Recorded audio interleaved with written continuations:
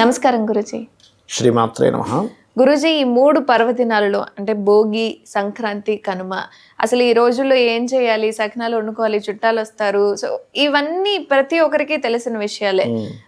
కానీ అసలు ఈ 3 రోజులలో అసలు చెయ్యకూడని పనులు ఏంటి? ఎవరెవరు ఎలాంటి పనులు చేస్తే వాళ్ళ లైఫ్ అనేది బాగుంటుంది, కుటుంబం అనేది బాగుంటుంది అంటారు? చేయకూడని పనులు అంటే కొన్ని ఉన్నాయమ్మా. సర్వసాధారణంగా ఇవాళ రేపు మనకి సిటీ లైఫ్ కల్చర్ ఏదైతే ఉందో, నైట్స్ వర్క్ చేయడం కావచ్చు, లేకపోతే నైట్స్ లేట్గా పడుకొని పొద్దున్న నిద్ర లేవడం కావచ్చు, ఇట్లాంటివి చాలా ఉన్నాయి కదా. ఈ భోగి, సంక్రాంతి, కనుమ నాడు కనీసం అది అవాయిడ్ చేయాలి. గుర్తుపెట్టుకోండి. అంటే పొద్దున్నే లేవాలి అంటే పొద్దున్నే ఖచ్చితంగా లేవాలి. అసలు పొద్దున్న నిద్రపోయి ఉన్నాడు అంటే ఈ 3 రోజులు వాళ్ళకి ఖచ్చితంగా ఇంకా ఎక్కువ ఎఫెక్ట్ పడుతుంది. ఏదో నైట్ డ్యూటీ చేసిన వ్యక్తికి పక్కన పెట్టండి, జాబ్స్ చేస్తారు, వాళ్ళకి తప్పదు. చిన్నపిల్లలు ఉన్నారు, వాళ్ళు రాత్రంతా నిద్రపోయి ఏదో హడావిడి చేసి నిద్రపోకుండా మళ్ళీ పొద్దున పడుకుంటారు. వాళ్ళ తల్లులు ఉంటారు, వాళ్ళ వల్లే వీళ్ళు కూడా మెలకు ఉండి పొద్దున్న నిద్రపోతారు. That is different case. But youngsters ఉన్నారు, ఒక ఏజ్లో ఉన్నారు, వాళ్ళకి ఎటువంటి ఇబ్బంది లేదు, నైట్ నిద్ర ఎటువంటి ఇబ్బంది పడలేదు, అనారోగ్యంతో ఏం లేరు, అలాంటి వారు మాత్రం పొరపాటును కూడా ఈ 3 రోజులు పొద్దున్నే లేవకుండా ఉండకూడదు. Point number 1. ఇక రెండవది ఏంటంటే, ఎప్పుడు కూడా ఈ పండుగని కాదు, ఏ పండుగ వచ్చినప్పుడైనా గుర్తుపెట్టుకోండి, మీరు మాత్రమే సెలబ్రేషన్ చేసుకుంటున్నారు అనుకుంటే పూర్తిగా రాంగ్.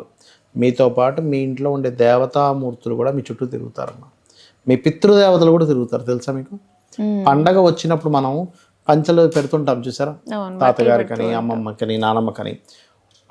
అదేంటంటే వాళ్ళకి మనం పెడుతున్నాం, వాళ్ళకి ఎప్పుడైతే అది ఇస్తున్నామో వాళ్ళు కూడా వచ్చి తిరుగుతుంటారు. అలాంటి సమయంలో ఇంట్లో చాలామంది తెలియక పండగ రోజు గొడవ పెట్టుకుంటారు. పండగ రోజు కనుక గొడవ పెట్టుకున్నారు అంటే అక్కడ దేవతామూర్తి ఉండదు, పితృదేవతలు ఉండరు, వెళ్ళిపోతారు వాళ్ళు. వీళ్ళకి తలకాయ లేదు, పండగ చేసుకోవాలి కదా, ఏంటి అరుపులు కేకలు ఏడుపులు ఏంటి అని వెళ్ళిపోతాయి.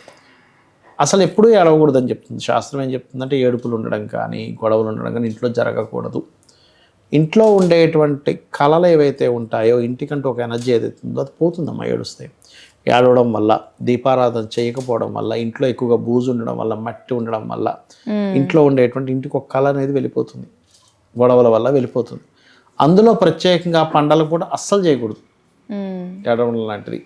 అందులో పర్టికులర్గా స్త్రీ అస్సలు ఏడవకూడదు, ఇంట్లో ఎప్పుడూ ఏడవకూడదు, పండగ నాడు అస్సలు ఏడవకూడదు. ఎందుకంటే పండగలు మనకంతా కూడా ఎలా డిజైన్ చేసి పెట్టారంటే, ఈ తిథి, ఈ మాసము, ఈ రోజు, ఈ పండగ. ఎందుకంటే దాని వెనకాతలు చాలా పెద్ద లెక్క ఉంది. ఆ రోజు కనుక మీరు సంబంధించిన పిండి వంటలు భగవంతుడికి నివేదన చేయడం వల్ల ఇంటికి ఒక ఎనర్జీ వస్తుంది. ఇప్పుడు మీరు ఏడుస్తూ ఉన్నారు అంటే, ఎందుకు ఏడవద్దన్నారు అంటే చెప్తాను చూడండి. ఏడుస్తూ ఉన్నారు, ఆ ఏడుస్తున్నటువంటి మూడుతోనే పూజ ఎట్లా చేస్తారు? ఆ డల్నెస్తో చేస్తే మీరు దేవతకి ఎట్లా కనెక్ట్ అవుతారు? అవ్వలేరు కదా. మన కాన్సన్ట్రేషన్ అంతా బాధ మీద ఉంటుంది, దాని మీదే ఉంటుంది. కాబట్టి అలా ఏడవకూడదు అని చెప్తూ ఉంటారు. ఓకే, మరి అనిపించవచ్చు, ఏమండి నాకు చాలా కష్టాలు ఉన్నాయండి, ఏడుస్తున్నా. కష్టాలు ఉండడం వేరమ్మా, కానీ పని కట్టుకొని గొడవ పెట్టుకొని మాత్రం చెయ్యకూడదు, గుర్తుపెట్టుకోండి.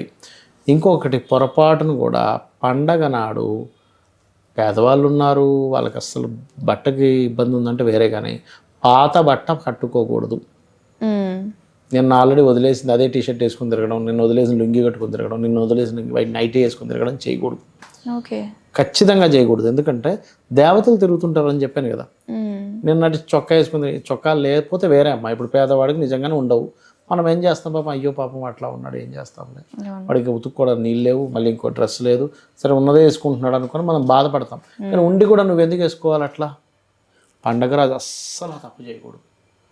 పండగ నాడు పొరపాటును కూడా తలస్నానం తలంటుకోకుండా ఉండకూడదు, తలంటుకోవాలి, ఖచ్చితంగా తలంటుకోవాలి, గుర్తుపెట్టుకోండి.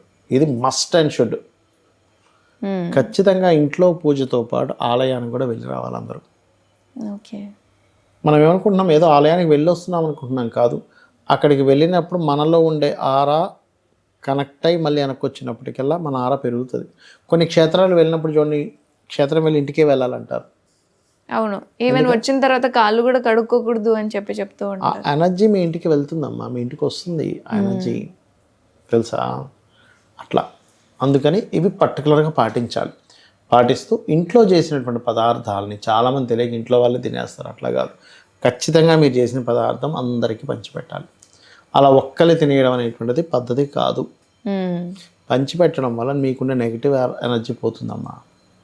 అది ఇవి ఖచ్చితంగా పాటించాలి. ధన్యవాదాలు గురుజీ, చాలా చక్కటి అంశాలను మాతో పంచుకున్నారు. శ్రీమాత్రే నమః.